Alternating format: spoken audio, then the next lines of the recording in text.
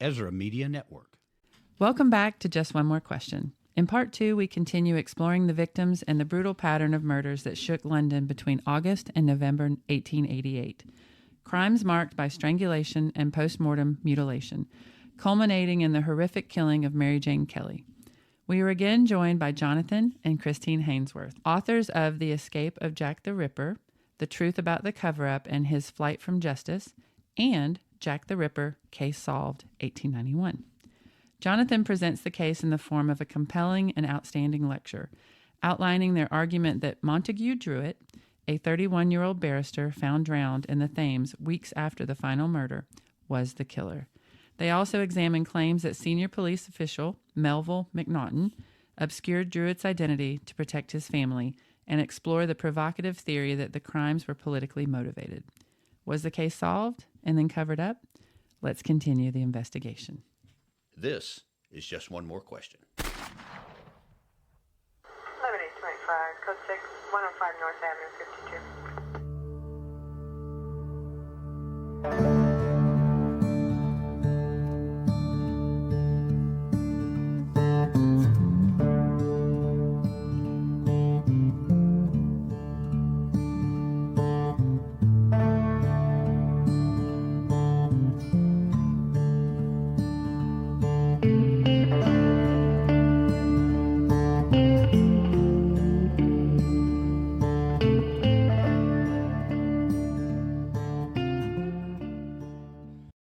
There's an arrest warrant for him right now. A whole manhunt has been devoted to bringing in the doctor and either arresting him or perhaps he'll have to be resectioned. We didn't need you to tell us. We're so super efficient that we already are onto him. And of course, the next time the friends and the police know anything about the middle-aged doctor, he's dead. He drowned himself in the middle of London at what's called the Embankment, which is kind of like a straight line from Mary Kelly's hovel. So, Edwardians, for those years before World War I, if we went back in a time machine and asked them, do you know about Jack the Ripper? Yes. Do you know who he is? Not the name. That's not appropriate because of due process. You can't get a trial. But yes, we know all about him. In fact, George Sims has even revealed in 1913, the year before World War I started, he's kind of revealed his first initial of his surname. It's D. ... Sims has also revealed that his photograph was taken by police to the East End into Whitechapel and was shown to various prostitutes. And they said, that's him. He's a regular. We saw him on the nights of the murders here. So Sims is like, it's a slam dunk that this man was Jack the Ripper, and he died a completely mentally ruined person who was a raving, shrieking fiend. Sims describes him as who could do nothing but destroy himself by then. And so that's the Edwardian era. George Sims, we all know that he's very close friends with Sir Melville McNaughton, who by then is the Assistant Commissioner of Police in the Edwardian era. And what he says about crime must be correct. And therefore, Major Griffiths was correct. It really was this drowned doctor. And out of that came the iconic image of the Ripper with a top hat and a cloak and a medical bag vanishing into the fog, even though that's not how Joseph Lavendi had described the man. If this was a gentleman, he was smartly dressing down as a working class man, as a sailor. But it is true that if he approached women in the East End and he had his posh accent and his Oxbridge manners, a gentleman, they would have felt very reassured that, first of all, he's got money, and secondly, he will not be a thug. He will not, do what he wants to me and then run off without paying. He would be a a maniacal murderer when his manner would have been affable and reassuring. The perfect cover, really. So the Edwardian era comes to an end, and in the 1920s, Sir Melville Macnaghten, the police chief, passes away in 1921, and in 1922, George Sims dies of old age, and everybody talks about how, God, it's hard to imagine a London without George Sims. Everybody read his column. He was very much this popular, bon vivant, the man about town. In fact, he'd even revealed, although he couldn't reveal the name of D. ... he had revealed what he looked like. He looked like George Sims. I mean, this is very disconcerting to the better class, so-called better classes, because George Sims was a rather rotund man with a naval beard. He looked exactly like the king. Yeah. He was often mistaken for the king because people would see him in the street and go, "Oh my goodness," and they would bow and take their hats off, and he would go, "No, it's not His Majesty, it's me. It's George Sims." And the other thing he was famous for was that he sold a lotion which guaranteed to prevent baldness called Tacho. And so his friends called him Tacho because, of course, it didn't work. But he sold a lot of it. He was totally into merchandising and commercialization of his name and all that. He's very modern like that. Yeah. But it has to be said that by the late 20s, it's all forgotten. Everything is forgotten. Tacho's forgotten. Sims is forgotten. The Edwardian drowned doctor is pretty close to being forgotten. And so a whole new generation of people say, right, if this is a doctor who drowned in the Thames, it can't be that hard to go through the death lists and work out who it was. Right. Enough time has passed. We can publish his name. Well, of course, they go for who threw themselves off the embankment in 1888. There is no such person, certainly no such doctor.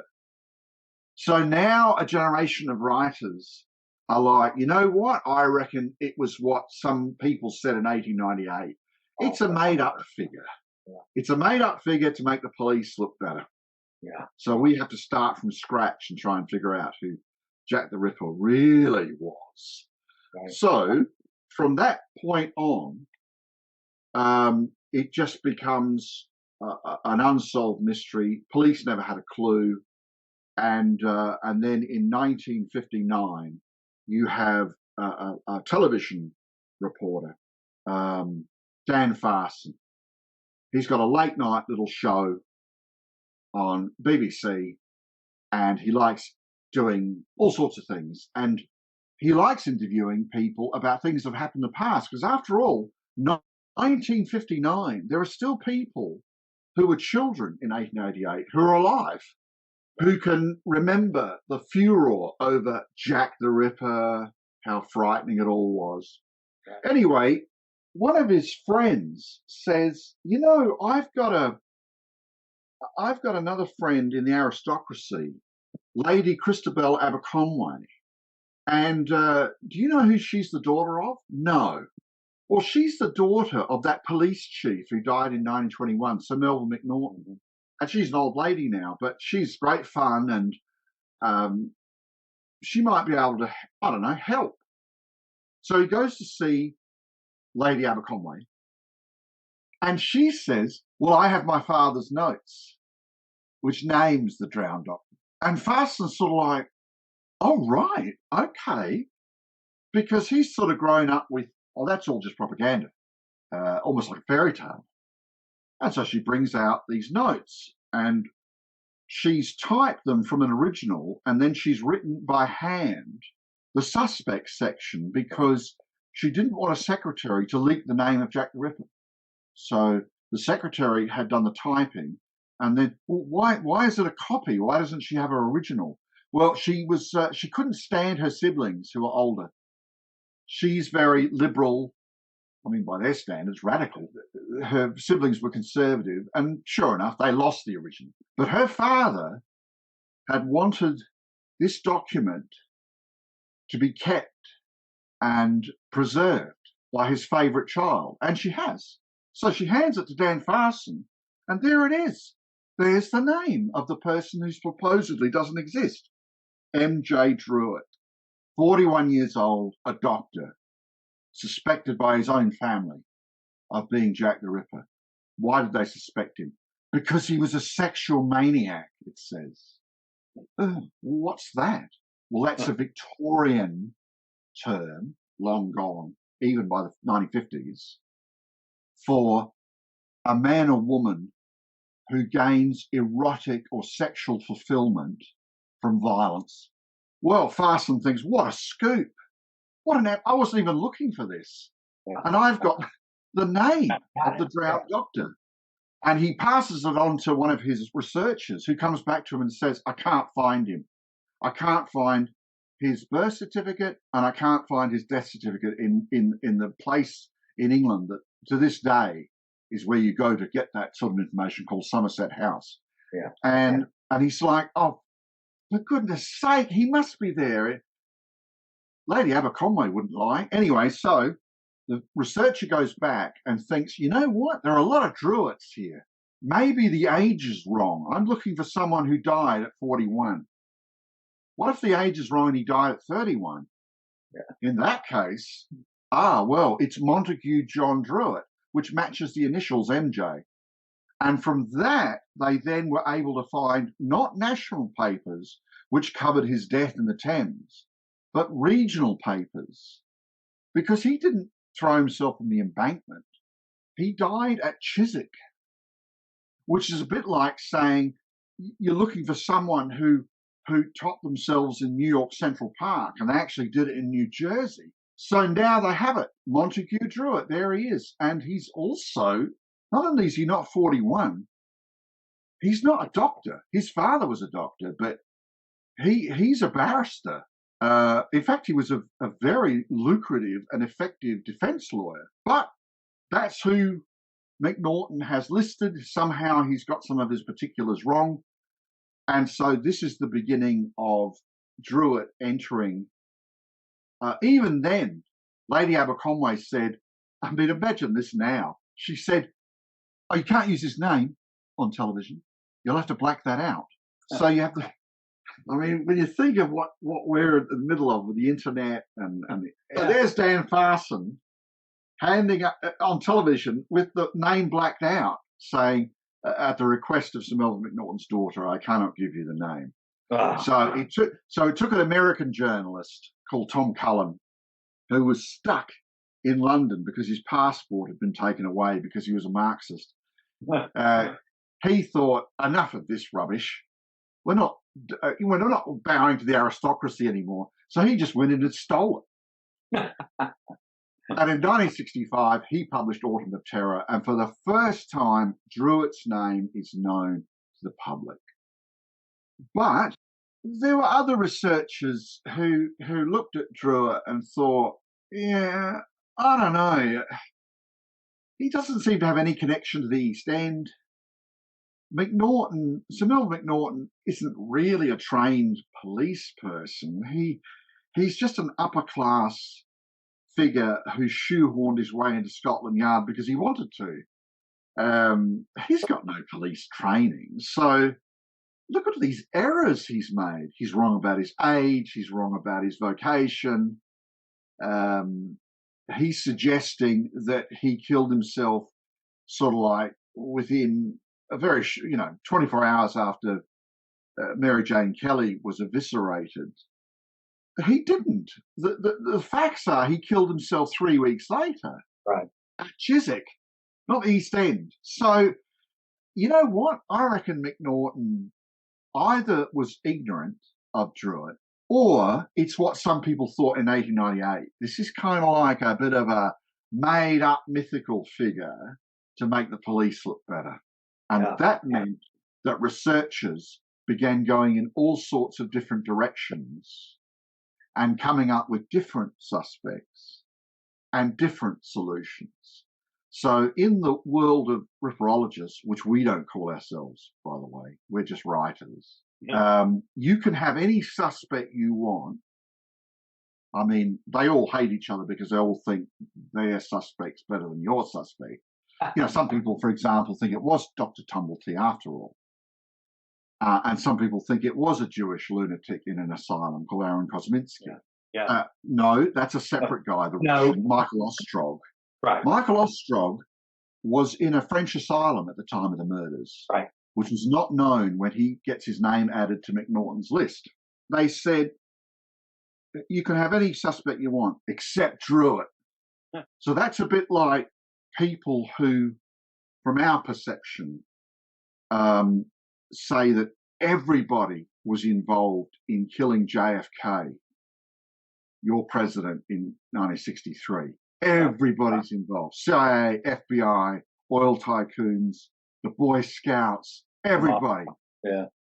Except Oswald. That's a great The analogy. only one who's completely innocent is Lee Harvey Oswald, who was framed. And that's a bit like where the standard of writing on this subject is regarding a solution. The only one who is clearly innocent is Montague Druitt. So we have gone against that in saying, oh, no, it is Montague Druitt. I mean, we can't know that for a fact. We weren't there. But the idea that McNaughton is an unreliable source and it's all just propaganda, we have written now 3 books arguing, no, it's off track. It is Druitt after all. Yeah. And of course, Druitt is the man that the backbench MP in 1891 was telling his friends in London, because he lived 9 miles from the Druitts. He knew them. Yeah. Somehow he's stumbled upon their big secret. And so, I mean, there's so much.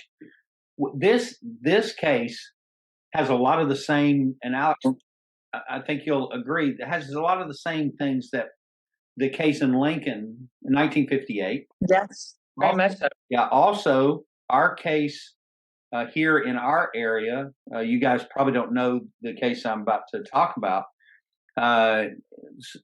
We had 2 young people killed 1963, Easter Sunday, 1963, at what's called Lula Lake, which is in our area here. And the similarities between the 3 cases, Ripper, Lincoln in 58, Lula Lake in 63, is the effect on the community that these killings bring about. Yeah, the community trauma. Yeah, the community trauma. That's very good, Aleks. And you touched on it a little bit, Jonathan. Tell our listeners what was going on inside the Whitechapel and Spitalfield to try and protect themselves, or was anything like that going on? Because that's what happened in Lincoln for sure. A little bit in Lula, but definitely in Lincoln. There wasn't really very much that people could do. Yeah. That were in Whitechapel, because many of them were homeless. Right. And some of them did have a room to live in, and that might be a room with 8 family members living in it. They were probably safer. They realised it's women on the street that were being selected, and really, unless those women came up with money for a room for the night in what was called a doss house, right. If you went into one of those, it looked like a lineup of coffins, open coffins, and people could pay a few coins to lie in one of those for the night. So that is, in effect, that's the safest place they can afford to go. But if they haven't earned those coins that day, they're on the street somewhere.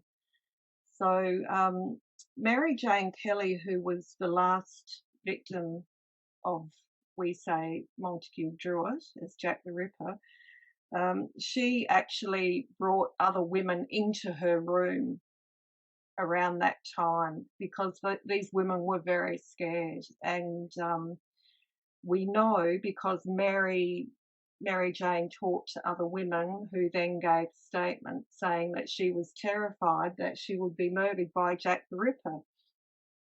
Yeah. She's one. All of the women will have said the same thing. So it's not as if she was unique. They would have been on the lookout for something happening to them.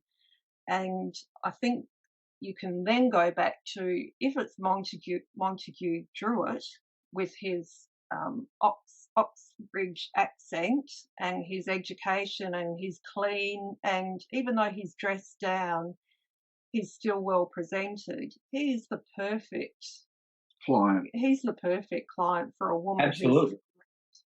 Yeah. So she'll go off with him into Mitre Square or wherever it's dark and quiet. She feels more comfortable going with him than some unwashed, rough fellow that comes along who could beat her up. Yeah. Anything can happen. It's all risky. He is a safe option. Yeah. So as far as community doing anything, I think they did what they could, but really they were powerless people every day of their life. Yeah. Now, there are hundreds and hundreds of women on the streets of the East End. So two things come up. One, I want to talk about that. I have this picture in my mind. Now, I've been to London. I've worked over there chasing heroin dealers with Her Majesty's Customs and Excise Service. So I've been in those areas and things. And I just have this vision of Whitechapel, Spitalfield area as being very crowded.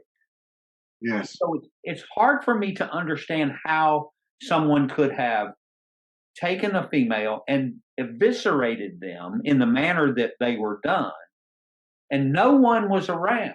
No one saw that. That's just, I know, but that's just a vision in my head. I think the answer to your query is this: around about 1 o'clock in the morning, there tends to be a lull. People have been drinking; they're going to bed to sleep it off. Right. Prostitutes have found that they've probably exhausted most of the likeliest clients. So it's not as congested at that moment as a bit earlier. There's also a lot of side streets, very dim lighting, if there's any lighting at all. Yeah. The women would have places to go off to quietly. There were still places that you would. I mean, you practically can't see the main road. Yeah. The murders, apart from Mary Jane Kelly, which occurred in her room, the others are done in the open on a street, and they're done very, very quickly. So, yes, you could find a quiet place, and there might be somebody walking past, but you would know the place. You have to know that area. And we know that Montague Druitt did know that area. So all of those side streets, late at night, early morning, 1 a.m., 2 a.m., and do it very quickly. Yeah. And then the other thing about Druitt is he was actually taken in for questioning at one point. Is that correct? That I read that or listened to that correctly, right? Melvin McNaughton, in his memoir of 1914, where he's a lot more honest than he had been in his own semi-official report, he says of the unnamed Druitt in his book, there was certain information that was not learned by police until some years after he was dead. Now, he doesn't say all the information.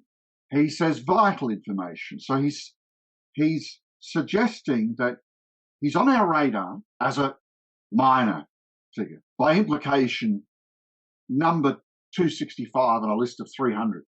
Now, we theorised in our book that he was brought in for questioning and he talked his way out of it, which in some ways would have been fairly easy for him to do. As soon as they would have heard his posh accent, they would have thought, oh my goodness, this isn't a sailor. Who are you? I'm Montague Druitt. And the very next question they would have asked is, all right, you're not related to Dr. Robert Druitt, are you? Right. Yes. I'm one of his nephews. I mean, they'd be practically apologising for bringing him in at that point. Yep. Dr. Robert Druitt was one of the most famous doctors in England because he had made a study of wine, and that wine, like wines, could be beneficial to your health. Well, wine manufacturers were overjoyed They loved him. They loved him. So they used his name in their Constantly. advertisements. Yeah, I bet. Dr. Robert Druitt recommends our light wine for the discerning lady. He says it's healthy. It's healthy. He was so ubiquitous in that era that he dies in 1886, but he's still used in advertisements right into the Edwardian era. Wow. He's one of the few medical specialists known to women and men in England, both upstairs and downstairs, if you see what I mean. So you say your name is Druitt. Are you related to Dr. Druitt? I'm his nephew. Ah, right. Well, can you give an account of yourself tonight? I work for Oxford House. We've established that he worked for a charity that was run by Oxford University, and Oxonians, as they were called, men who had graduated, it's all men at that time, who had graduated from Oxford, were asked to go to the poverty-stricken East End and help the poor on their own time, at their own expense. Right. Educate them. If you've got some medical skills, help them with treatment, even surgery. He could just say, I run classes here to help them with legal matters. Another part of their aim was to rescue fallen women. So-called fallen women. So Yeah, they would, unfortunate. Yeah. go and talk to women and Remind them about Christ. yes, bring them back to the church and help them change their life. So these people did great work. They tried to fill in the gaps that were there through a lack of government effort, but churches only had so much money to put in, and individuals only had so much money to put in. So, Most defence barristers at that time couldn't make a living from being for the defence, because your client was almost always guilty and broke. But Montague Druitt is a very successful defence barrister, and he actually has occasionally quite lucrative clients. He died a relatively wealthy person. And he did die by drowning and by suicide. Is that correct? Yes. And suicide ran in his family, if I'm not mistaken. It did? Yeah, his relatives and others. There were several suicides. So it is your belief from your research, which I can tell is extensive. All right, I'm gonna do a sidebar here, Aleks. Okay. Okay. I love having experts on the show. Right. Where we don't talk very much. Yeah, where we don't talk. I love that because it's just so much information. But given everything that you've done and all the research you've done, is there anyone else other than Druitt that is a really strong suspect, or he just fits the bill for everything? I think the approach we took was, let's have a look at who was around at the time and what they thought. And this is where we've come up with a list of people that we can connect to Druitt, very respectable, educated men who believed it was him. So the approach we took was, we weren't there, but they were there. And for these men to say, oh, it wasn't some wasted life that did it, it wasn't a poor person, it's actually somebody just like us who was so appalling that he was Jack the Ripper. We thought, well, let's find out how they might have known that Montague Druitt was Jack the Ripper. What information would have come to them? Did they even know anything about him? And that's the approach we took to the research. And Can I just say something? Absolutely. I used to be a school teacher. I'm retired now. And earlier this century, I chose Jack the Ripper as a subject to teach about 19th century European history, just as a true crime way of getting students interested. And one of the students noticed something that I hadn't noticed, and no modern book on Jack the Ripper had ever noticed, which is a wonderful thing about students. Yes, it is. And she said, you know how McNaughton, because I taught McNaughton was wrong, so at that stage. Okay. He doesn't really know much about Montague Druitt. Must be just gossip or something. Right. But she noticed that, because he's written two versions of that report, of which his daughter had one version, another version was in the Scotland Yard archive. In the archive version, it doesn't say Druitt was a doctor. It says M.J. Druitt said to be a doctor. And this student, Bianca, went, Mr. Hainsworth, said to be a doctor. I went, yes, that's right. And he's not a doctor. And she went, yeah, but that's ambivalent, isn't it? I mean, that's contingent and provisional. It's someone said he was a doctor. I mean, surely you can look it up whether he's a qualified surgeon or not. Yeah. The first time I thought, yeah, he's hedging his bets, isn't he? Because that's the official filed version, which should be accurate. And he's pulled back from, he's also pulled back from saying he's 41. Doesn't give his age. So I thought, well, someone must have noticed that before the student. And in researching it, I really got laid into it. And I worked out that Sir Melvin Macnaghten was completely different from the shallow reading that was given in books about him. You would find him especially, I think, fascinating because your background is law enforcement. That's right, isn't it? Yes, that's correct. And you would find Druitt, I think, fascinating because of him being a barrister, yes. Aleks.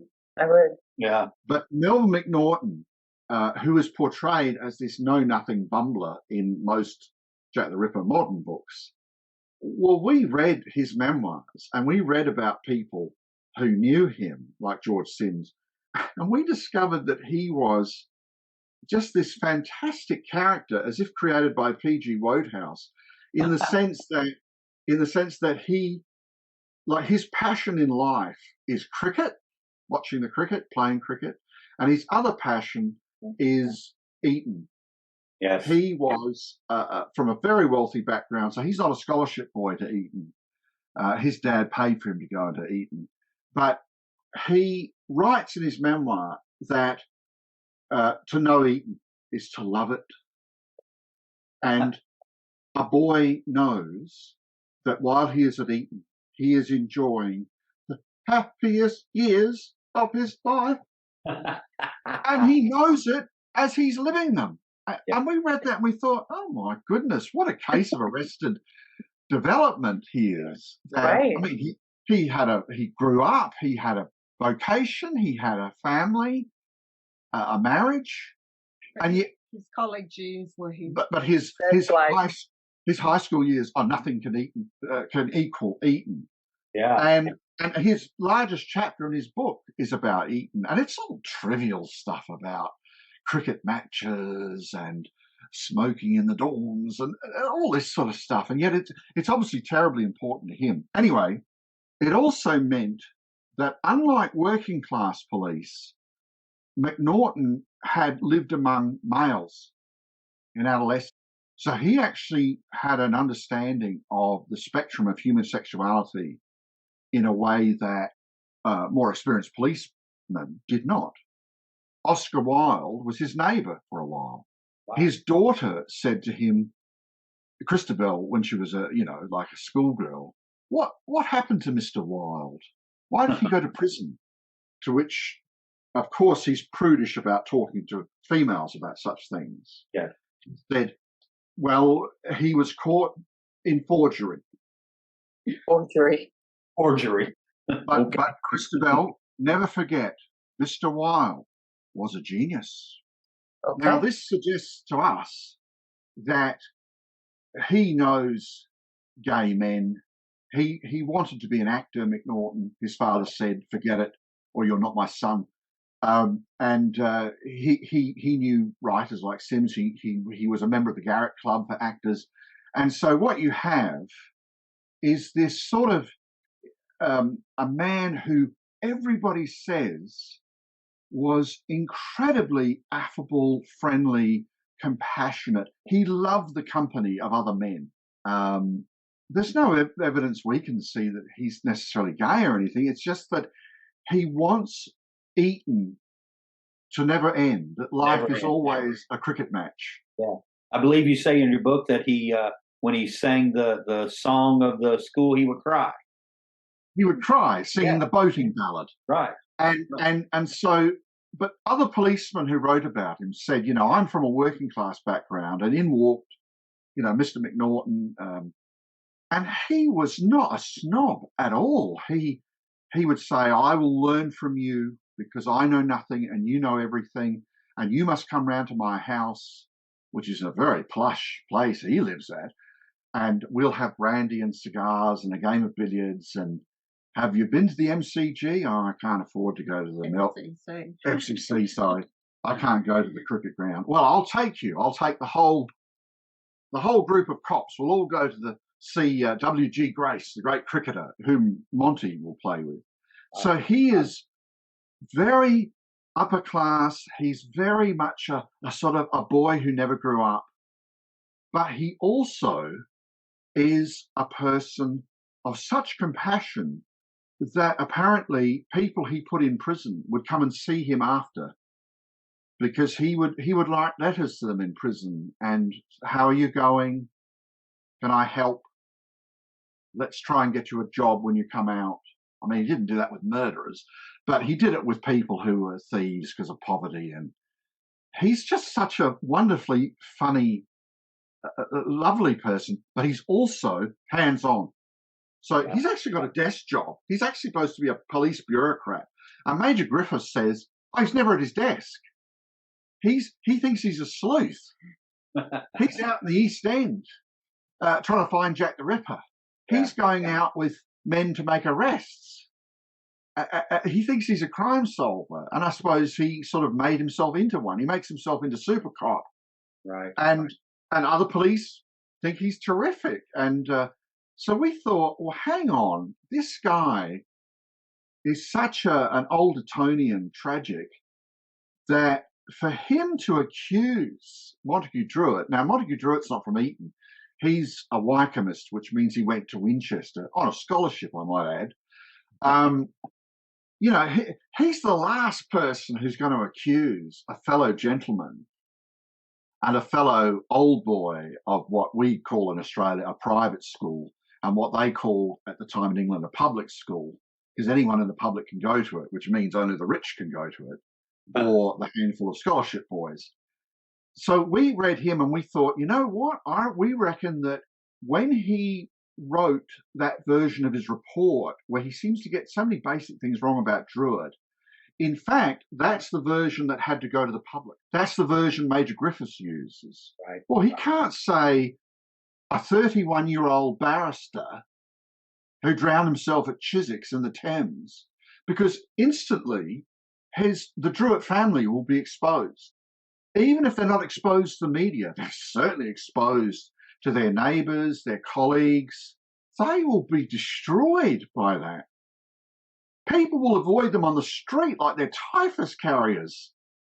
Your brother, nephew, cousin was Jack the Ripper. They would be stunned. Yeah. So he has to fudge the details for public dissemination, make him a bit older, make him a surgeon. We think Druitt was probably, had done some classes in surgery, but then he switched to law. All in other words, that Edwardian profile I went through, where Edwardians think they know all this data about Jack the Ripper, is actually a mixture of fact and fiction, deliberately. Yeah. But by the time Dan Farson finds Druitt, that's all long forgotten. And they just think, oh, he's not 31. Sorry, he's not 41, he's 31. Therefore, McNaughton must be wrong. But when you think about that, all the descriptions of McNaughton is he had a memory that could rival a computer. He could name, according to the sources of the time, every single policeman on the force. Well, that's about 600 men. Wow. his memory for cases he's just got a photographic memory, and he's suddenly getting basic details wrong about a case with which he was obsessed. He had pictures of the victims in his drawer.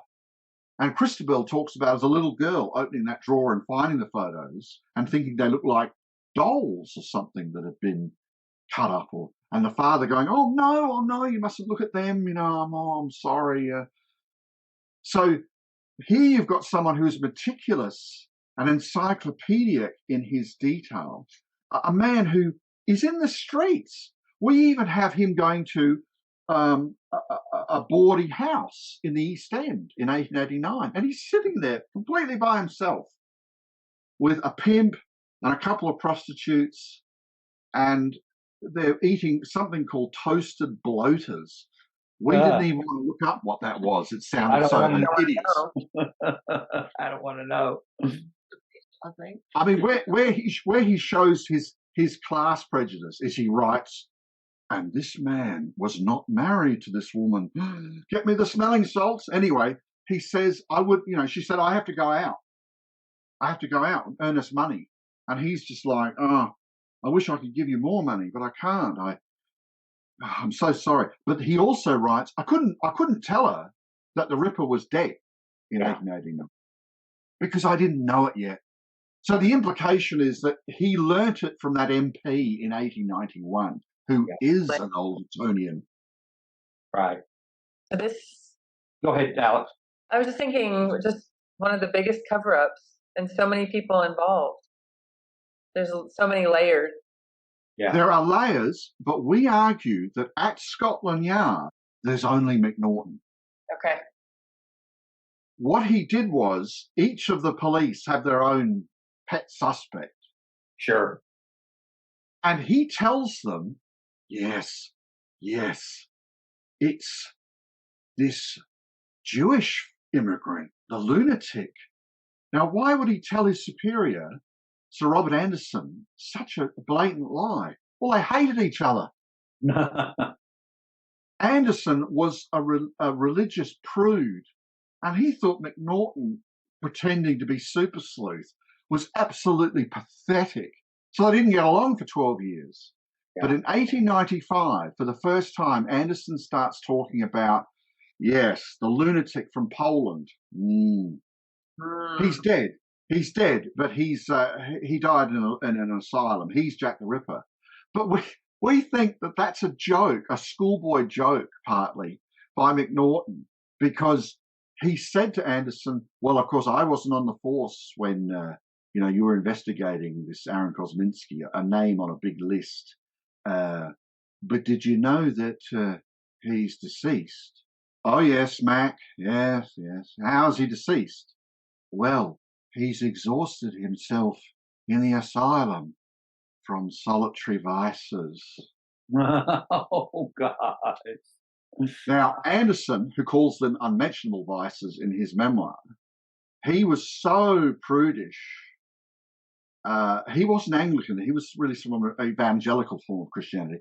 He wrote that any man guilty of that sin is capable of anything, including murder. A suspect, he knew that Anderson would grab with both hands, so to speak, and say, oh, this is it. This is the murder. Look what else he's guilty of. And so Anderson spends the rest of his life publishing and telling people that it was the Polish lunatic. Okay. But we know from other sources that Kosminski wasn't deceased in that asylum. In fact, he outlives Anderson. In other words, Macnaghten would just tell people, yes, your suspect is correct, and he's dead. He tells Jack Littlechild, who was head of special branch in 1888 and always thought Tumblety was really the prime suspect. He tells him, yes, it was Dr. Tumblety. Did you know that he committed suicide when he fled in France before he got to America? With Littlechild thinking, well, I didn't know that. Oh, okay. Well, there you go.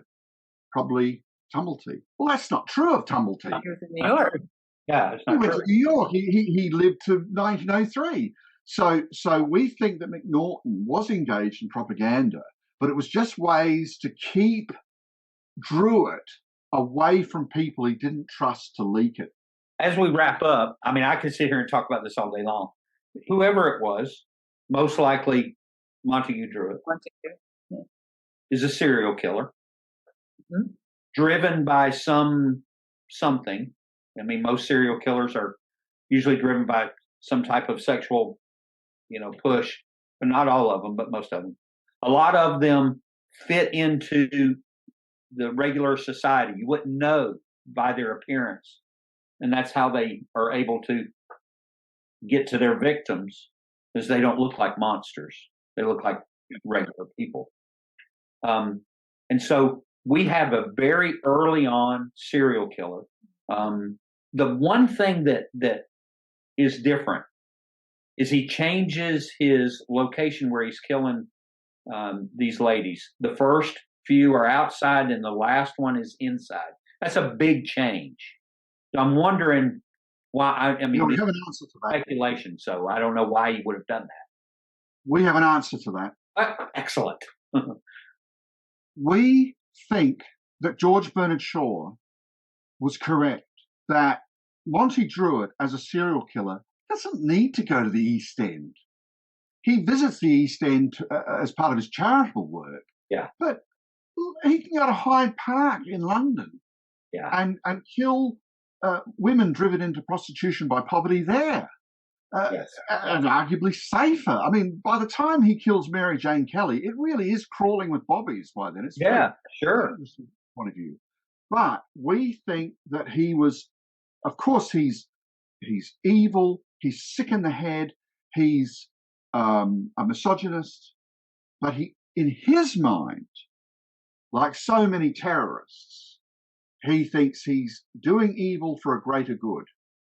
He is drawing the attention of so-called better classes to the poverty in the East End. And on Lord Mayor's Day, I'm going to do something so horrific that it will overshadow their one meal for the year. Yeah. That's how he rationalizes it to himself. I get that. The left-wing terrorist. Yeah, I get that. And I guess in some way it did a little bit, maybe. I mean, it's very successful. It did enormous good. I'm sorry, in terms of the establishment saying we're going to have to do something about housing, we're going to have to do something about disease, we're going to have to fix the water. Yeah, and the book, you do a great job of describing the conditions that these folks lived in. Let me just say this as we wrap up. This book is fantastic. You guys did a fantastic job. The detail is just wonderful. And if you want to get a picture in your mind of London in the 1880s, read this book. You'll feel like you're there. You do. And thank you, Aleks. I tell you, the thing that I'm going to end with this. The thing that struck me more than anything else was that these ladies would go out and earn their money in the way they did just to be able to pay for a bed at night. Just to survive. Just to survive. That struck and survive just that night. Yeah, that struck me, I think, more than anything else. Was the condition that those ladies were in, and the difficult circumstances that drove them to do the things that they did. Jonathan and Christine, thank you so much for joining us all the way from Australia. It's a fabulous taking us on this journey. I know it's fabulous. And our listeners, this book is wonderful. I listened to it as well. It's got a great narrator, and I highly recommend it if you do Audible. Thank you so much for joining us. We appreciate it very much, and Godspeed to you. Thank you. Thank you so much for having us. Okay, bye-bye. Well, with that, bye, Aleks. Bye, Marc. And that's where we'll leave our two-part series on Jack the Ripper, Case Solved or Covered Up. Today, Jonathan and Christine Hainsworth walked us through a sweeping and controversial case for Montague Druitt, tracing how the Edwardian era may have believed the mystery was effectively settled and how that solution faded from public memory as the decades passed. Along the way, we revisited the brutal reality of the murders, the lives of the women caught in Victorian London's harshest conditions, and the unsettling possibility that key details were intentionally blurred to protect reputations and families. A huge thank you to Jonathan and Christine for joining us from Australia and for bringing this history to life with such depth, clarity, and Jonathan's outstanding lecture-style presentation. If you like what we do, rate and review the show on Apple Podcasts or wherever you listen. Every positive review helps new listeners find the show. Send us your questions about the books or cases we profile to ezramedia.net. The executive producers of Just One More Question are Marc Veazey and Aleks. Our music is by Desane. We're your hosts, Marc Veazey and Aleks, and this has been Just One More Question.